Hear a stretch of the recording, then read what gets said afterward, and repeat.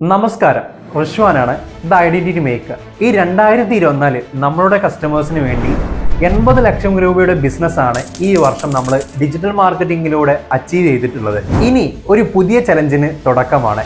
The 1 CR challenge. 20 ലക്ഷം കൂടി ആയാൽ നമ്മളുടെ 1 CR എന്നുള്ള ഈ ചലഞ്ച് കംപ്ലീറ്റ് ആവും.